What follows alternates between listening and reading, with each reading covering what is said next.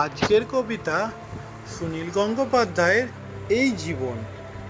বাঁচতে হবে বাঁচার মতো, বাঁচতে বাঁচতে এই জীবনটা গোটা একটা জীবন হয়ে জীবন্ত হোক।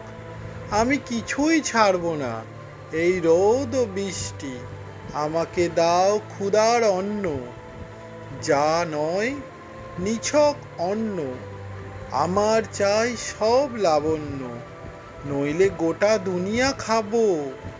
আমাকে কেউ গ্রামে গঞ্জে ভিখারি করে পালিয়ে যাবে, আমায় কেউ নিলাম করবে সুতো কলে কামারশালায়। আমি কিছুই ছাড়বো না আর, এখন আমার অন্য খেলা।